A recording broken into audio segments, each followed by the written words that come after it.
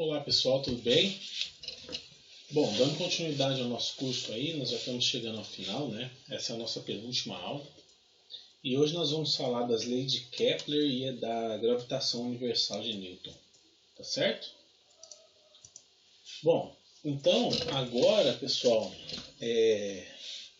como nós já temos os conceitos de força muito bem definidos, as leis de Newton muito bem definidas, a gente vai começar a falar de uma força específica, né, de uma das 4 forças elementares da natureza. A gente vai começar a falar da interação entre planetas promovida pela ação da gravidade, tá certo? Então, se a gente for parar para pensar, pessoal, a gravidade para nós parece um pouco imperceptível, porque a gente está aqui na Terra, a gente não percebe o que está acontecendo muito ao nosso redor por conta de que parecem coisas triviais, né? Aqui nós estamos, vamos dizer assim, acostumados com o que está acontecendo e acaba passando desapercebido.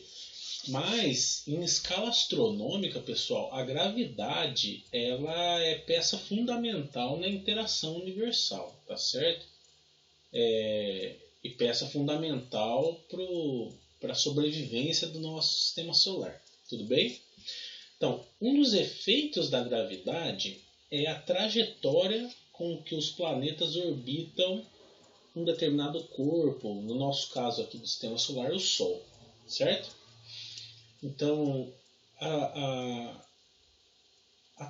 trajetória lá dos planetas ao redor do Sol e a disposição desses planetas foi fruto de estudos por milhares de anos, né? Começou lá atrás, até antes de Cristo, com alguns pensadores, né? E acabou não, né? Nós discutimos as leis do universo e o que regem, né, a interação entre os planetas até hoje. Mas a concepção que nos levou até a Lua, que é utilizada até hoje, foi ali a proposta por Newton, mas veio de todo um contexto histórico, um estudo todo fundamentado em observação, né? E isso vai ser fruto, pessoal, de um trabalhinho que eu pedi para vocês. Eu deixei um trecho de livro lá para vocês lerem, né? Sobre o histórico da exploração astronômica, vamos dizer assim, né, pelo homem, tá? Até chegar em Isaac Newton, que foi o que formulou a lei da gravitação universal e deu espaço deu embasamento teórico, vamos dizer assim, para que a gente conseguisse mandar um foguete para a Lua, para a gente conseguisse mandar um satélite na órbita da Terra e tudo mais, tá certo? Bom, esse modelo de sistema solar que a gente conhece hoje, pessoal, com o Sol no centro e os planetas orbitando ao redor do Sol, ele foi proposto por Nicolau Copérnico, tá certo? E Nicolau Copérnico deixou lá as suas contribuições, né? E Tycho Brahe, vocês vão ler aí sobre Tycho Brahe, né?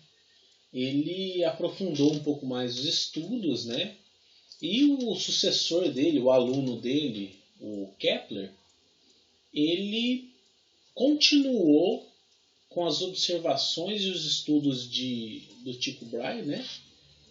E chegou em algumas leis que serviram de base tanto para Galileu quanto para Isaac Newton desvendarem alguns mistérios do sistema solar. Tá certo?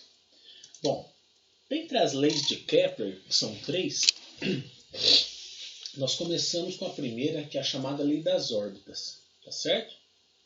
Então, Kepler, por meio da observação de estrelas, entendendo como que elas se movimentavam e tudo mais, ele chegou a essa seguinte conclusão ali, ó. As órbitas descritas pelos planetas ao redor do Sol são elipses com o Sol em um dos focos. focos aqui, pessoal, se eu pensar numa elipse, eu tenho dois pontos centrais aqui, que são os centros de duas circunferências, tá certo? Aqui. E essas duas circunferências são unidas por essas duas linhas aqui de baixo, formando uma elipse. Então, esses focos que ele diz é como se fosse o centro de duas circunferências aqui que formam a elipse, tá certo? Onde a origem da elipse é o centro dela, tá certo? E como que ele descobriu isso, ou ele encontrou essa relação? Quando a gente mede essa distância da origem da elipse até o ponto mais extremo dela, né, é uma relação, né, entre essa distância da origem até o ponto mais extremo e da distância do centro até um dos focos. No caso aqui ele pegou a distância entre o centro e o Sol, tá certo? Com um planeta orbitando, um planeta qualquer aqui, tá bom? Essa relação aqui C dividido por A, ela se chama excentricidade da elipse, tá certo? Bom, então, para uma excentricidade igual a zero, a elipse acaba degenerando e se formando um círculo. Então, você desmancha a elipse e torna ela um círculo. Pense, né? Se eu tender isso daqui a zero, esse foco vai para a origem. Se esse foco é igual a esse, os dois vão para a origem e eu tenho um círculo. Tá certo? E aí o A acaba se transformando em um raio. Agora, quanto maior for essa relação entre C e A, mais achatada vai ser a minha elipse. Beleza? Então vocês podem perceber aqui, ó, que Mercúrio é a que tem a elipse mais achatada. Quer dizer, ela está mais próximo de 1 do que todos os outros planetas. Marte é a que tem a segunda elipse mais achatada, né, mas bem menos achatada, tá certo? E vocês podem perceber aqui que nessa tabela eu só tenho 5 planetas e a Terra. Porque na época das observações lá de Kepler, ele só conseguia observar 5 planetas no sistema solar. Então ele só tinha essa noção.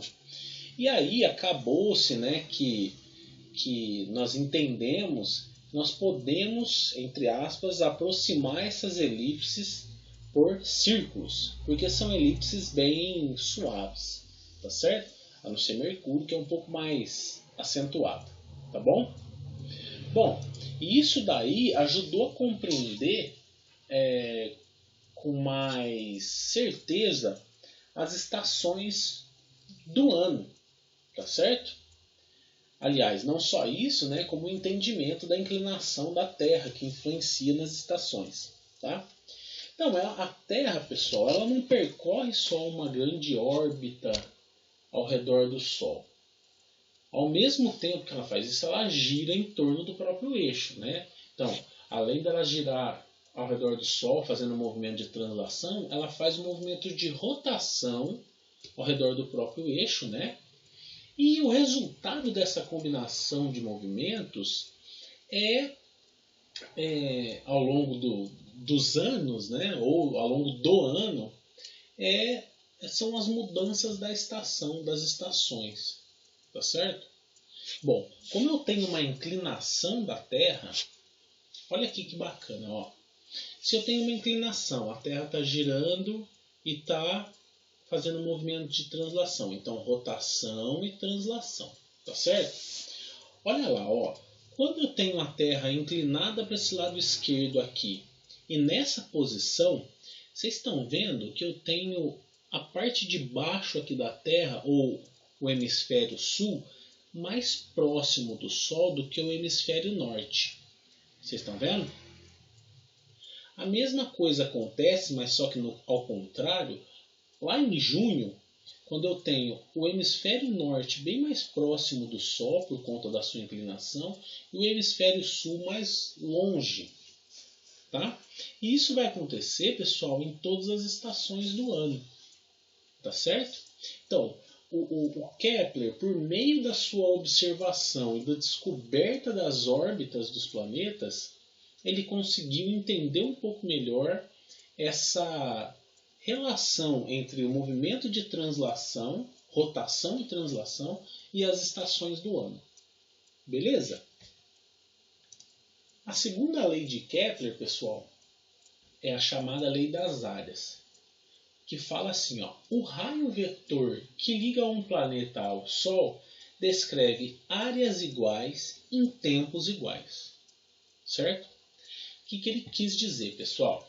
Ó, a gente tem que pensar aqui, ó, que o Sol está emitindo uma radiação nesse sentido. Ele irradia para todos os lados, tá, pessoal? É só uma maneira de pensar aqui. Se ele está irradiando nesse intervalo aqui de tempo aqui embaixo, né, nesse intervalo de tempo aqui dentro da elipse e converge para o núcleo do Sol, eu consigo calcular uma área aqui. Do mesmo modo, esse mesmo fenômeno vai acontecer quando o planeta está passando por essa parte da elipse, onde ele está mais próximo do Sol. Então, essa área 1, Kepler disse que é igual à área 2, tá certo? E esse intervalo de tempo aqui, ó, é igual. Então, quer dizer que se eu tenho um intervalo de tempo igual e parece que aqui tem uma trajetória maior, né? Quer dizer que quanto mais próximo o planeta está do Sol, mais rápido ele vai se movimentar. Tá certo?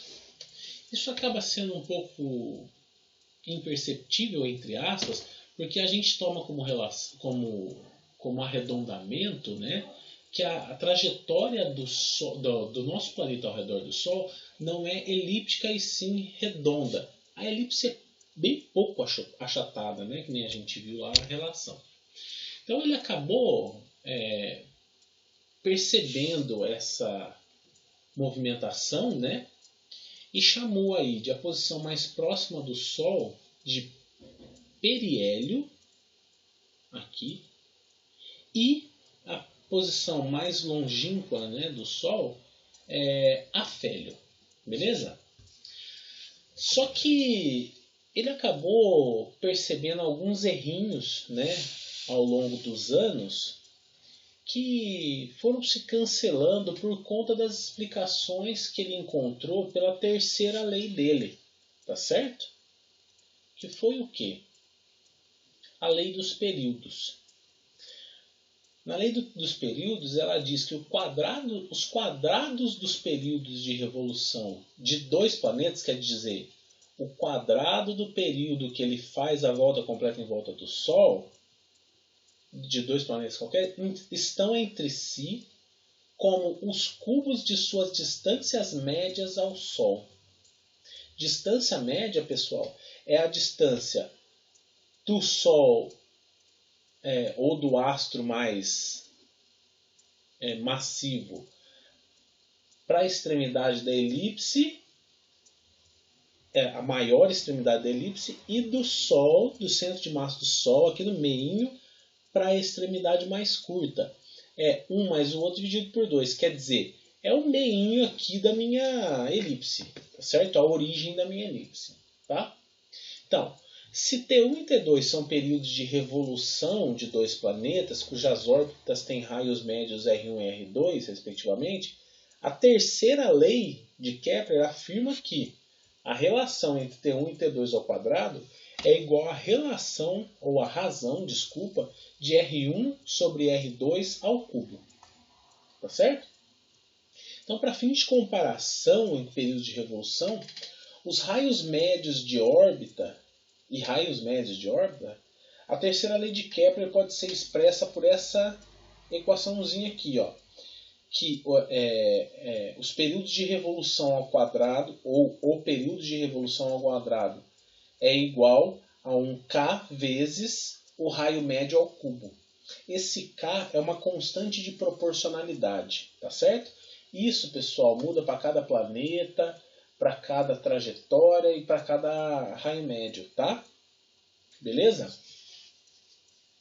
Bom, com isso, pessoal, o Kepler acabou abrindo espaço para discussões que até então eram assim, pouco conhecidas, né?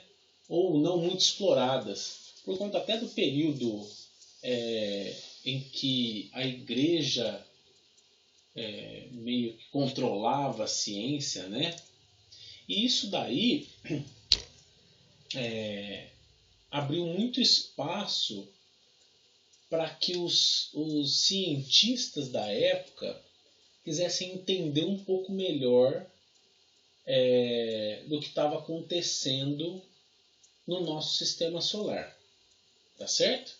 Então o que aconteceu, né? Os telescópios que eles eram voltados puramente para diversão, eles começaram a ser empregados na observação dos nossos astros. E o primeiro que fez isso foi o nosso amigo Galileu aí, né?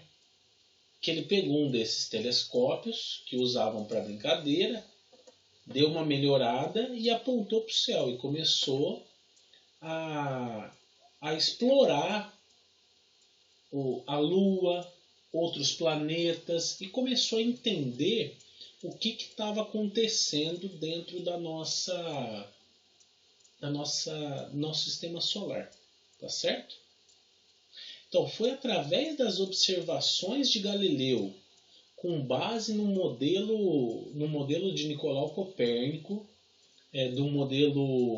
desse modelo de Nicolau Copérnico que foi estudado profundamente por Kepler, né? Que Galileu formulou algumas bases para que o Newton formulasse a nossa lei da gravitação universal. Tá certo? Então, a lei da gravitação universal, ela surgiu, pessoal, depois de bem digeridas as descobertas de Kepler e aprimoradas por Galileu. Tá certo? O movimento elíptico ali dos planetas já era uma realidade, ele já tinha conseguido ser provado, né? Porque como vocês vão ver lá na leitura que vocês vão ter que fazer, Kepler ele sempre propunha alguma coisa e queria testar, beleza? E nesse testar ele conseguia achar os erros e ir ajustando, tá certo? Então os cientistas da época, lá de quando Isaac Newton já estava tentando formular a lei da gravitação universal, eles já não queriam mais pensar só na trajetória elíptica, como estava funcionando, eles já queriam ter previsões mais precisas de como as coisas aconteciam, a dinâmica por trás do nosso sistema solar, tá certo? E aí o Isaac Newton ele foi o primeiro a pensar nessa atração como uma força que agia tanto na Terra quanto no sistema solar, tá certo? Ele pensou assim: se a Terra consegue atrair uma maçã que cai de uma macieira, então essa força que a Terra exerce sobre a maçã também pode estar sendo exercida na Lua. Tá certo? Então, verdade ou lenda sobre essa ideia que a gente tenha, né, de que o Einstein... o Einstein. Ele deve estar falando de mim. Essa ideia que a gente tem de que o Isaac Newton estava sentado embaixo de uma macieira, caiu uma maçã na cabeça dele e ele pensou nisso, né? Verdade ou lenda? Não há dúvida de que Newton, quando ele descreveu essa teoria, ele já estava próximo de tentar entender a gravidade, né? Como ela realmente funciona e a maneira com que ele formulou, tá certo? Bom, e a lei da gravitação universal ela pode ser resumida por essa frasezinha aqui, pessoal. Em qualquer lugar do universo, duas partículas sempre se atraem com forças exercidas na reta que passa por elas e cujo módulo é diretamente proporcional ao produto de suas massas e inversamente proporcional ao quadrado da distância que as separa. Quaisquer. Assim, pessoal, se nós temos duas massas, uma massa 1 e uma massa 2, de duas partículas quaisquer no universo, e uma distância r entre elas, A expressão matemática do módulo da força de atração gravitacional, módulo, pessoal, porque eu sei que essa força aqui ela é vetorial, tá certo? Por conta desse fator de proporcionalidade G, beleza? Então, o módulo das forças de atração gravitacional é dado por força, né, igual a um G, que é uma constante universal, vezes a massa do primeiro corpo, vezes a massa do segundo corpo, dividido pela distância ao quadrado. Só que, pessoal, não confundam a constante universal G aí, né, com gravidade. Ela nada tem a ver com a gravidade, tá certo? Ela é uma constante de proporcionalidade que correlaciona dois corpos e dá força de interação entre elas. Ela foi determinada assim, com precisão há pouco mais de 100 anos, né, depois de ter sido enunciada a lei da gravitação universal. E o valor dela é de 6,67 vezes 10 a menos 11 Newton vezes metro quadrado dividido por quilograma ao quadrado. Beleza? Bom, como eu falei, né, a constante G não pode ser confundida com a aceleração da gravidade, porque a aceleração da gravidade, pessoal, ela vai se alterar conforme eu tenho alteração do corpo. Então, por exemplo, se eu estou aqui no planeta Terra, eu tenho uma massa da Terra, eu tenho uma força de interação com a Terra, né? A minha massa e a massa da Terra, a distância que eu estou da Terra. Vamos colocar aqui na equação, né? A massa da Terra é uma massa maior, a minha é uma massa muito pequenininha. A distância que eu estou da Terra, quer dizer, a distância que eu estou aqui da superfície até o núcleo da Terra é bem menor. Então tudo isso muda, tá certo? Aqui embaixo, ó, eu tenho algumas massas e raios médios aqui, períodos de translação e raio médio de órbita, de todos os astros do nosso sistema solar, né? Não, aliás, não todos, né? Os principais, os planetas, a nossa Lua e o Sol. E aí a gente consegue calcular a aceleração da gravidade, tá certo?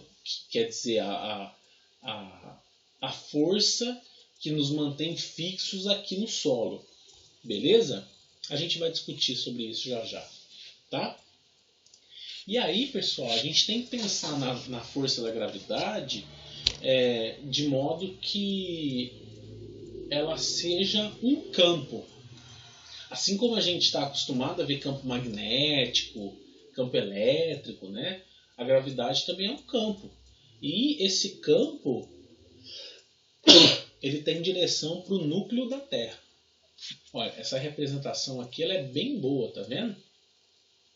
Aí, como ideia inicial aí, a gente pode dizer que se numa região do espaço é exercida uma força sobre um corpo, nessa região também existe um campo cuja natureza depende da força de interação entre as duas massas. Olha aqui no caso da Terra com a Lua. Ó, a Lua está sofrendo uma força de atração da Terra em relação... Essa força de interação 2 aqui, né, é uma força exercida pela Terra sobre a Lua. Por isso que ela está nessa direção. E essa força 1 também é uma força que está sendo exercida pela Lua sobre a Terra. É claro que de muito menor intensidade, porque a massa da Lua é menor, tá certo? E é por isso que a Lua não se desprende aqui da órbita da Terra, tá certo? Isso daqui, pessoal, foi muito mais bem entendido depois dos conceitos, né, formulados ali por Einstein, onde ele diz que o espaço é como se fosse um tecido, né, em que essas massas distorcem esse tecido e por isso os corpos orbitam os outros corpos orbitam esses de massa maior, tá certo? É por isso que acaba não se desprendendo, tá? Mas há uma interação mútua entre os corpos aqui, beleza? E aí onde é que a gravidade entra nisso? Porque a gente estava falando de força de interação e tudo mais, né? Onde é que a gravidade entra nisso? Se ela depende somente do corpo, né?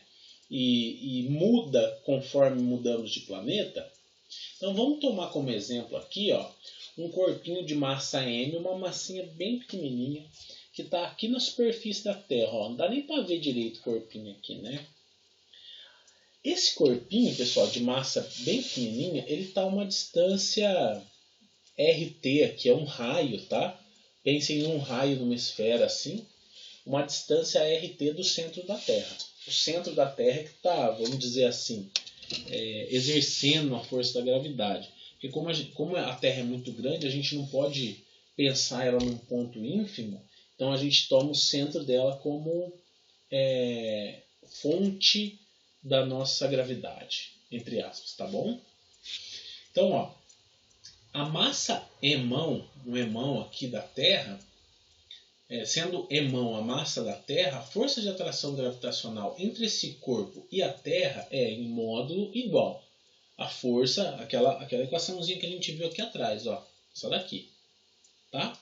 É a força da massa do primeiro vezes a força da massa do segundo. Então, a massa grandona vezes a massa pequenininha dividido pelo raio da Terra ao quadrado, certo? Não pode esquecer do fator de proporcionalidade aqui, o Gzão.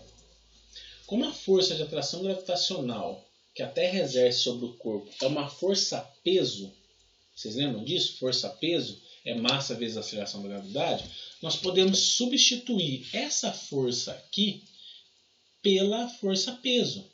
Então nós vamos ter um mg igual a gzão, mzinho vezes m, dividido pelo raio ao quadrado.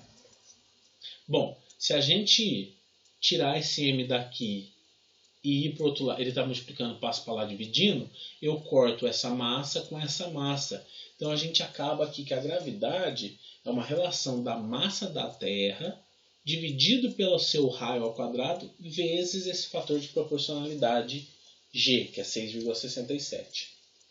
Tá certo? Bom, se vocês calcularem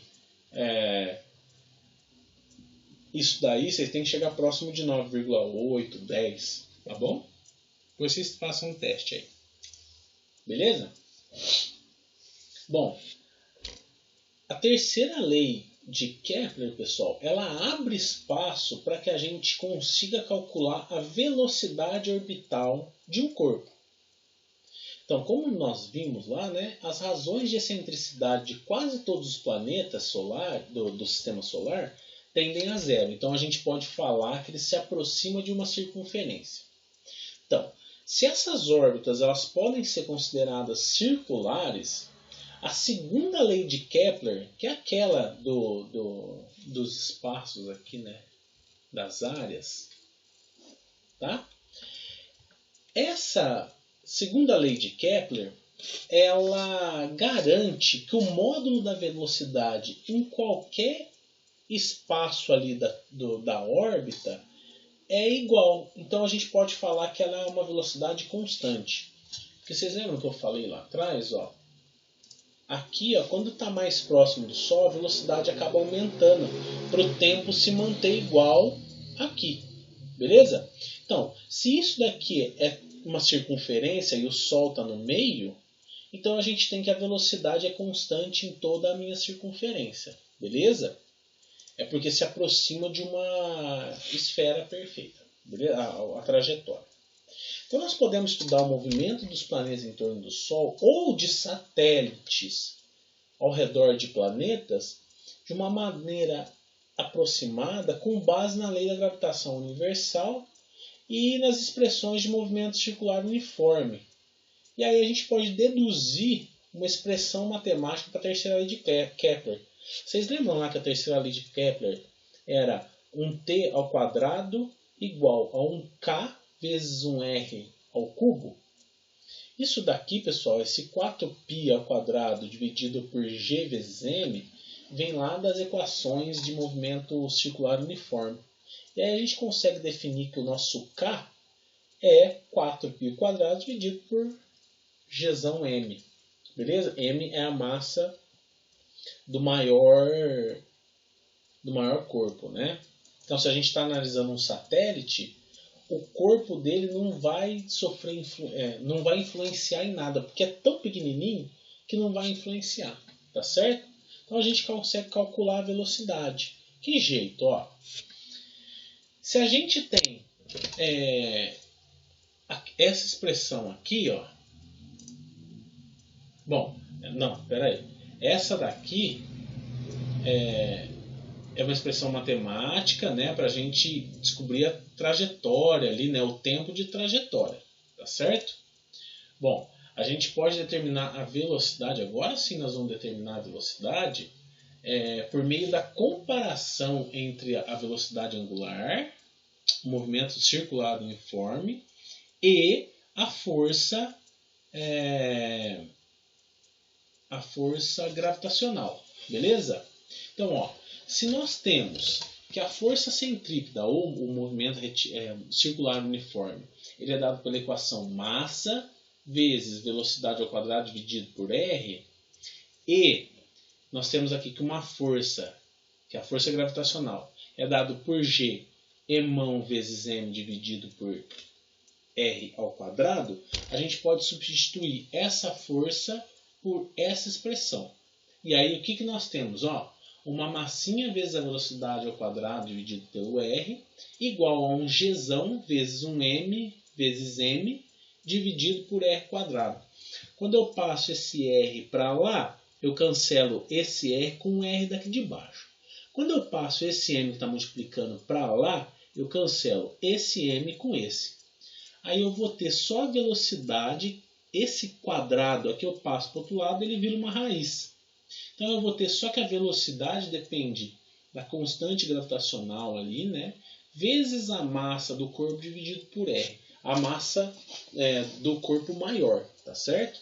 Então a gente tem aí uma relação que também diz que a massa de um corpo menor não influencia na sua velocidade. O que influencia é só a massa do corpo maior. Então o que dita a velocidade de um corpo que orbita um outro corpo de massa maior, vou dar um exemplo. O que define a velocidade de um satélite artificial que está orbitando a Terra nada mais é do que a sua massa, a massa da Terra. Beleza? Pessoal, principalmente, né, a massa, a constante dividida pela distância, tá, pessoal? Pessoal, o que eu tinha para falar sobre esse assunto era isso, tá? Eu deixei uma atividade lá, bem tranquila hoje, para vocês lerem com calma. Vocês vão ter que fazer um resuminho aí à mão, com as suas próprias palavras, tá certo? Se tiver alguma dúvida, pode me chamar por e-mail ou no Facebook. E essa atividade fica para a semana que vem, tá bom? Um abraço a todos.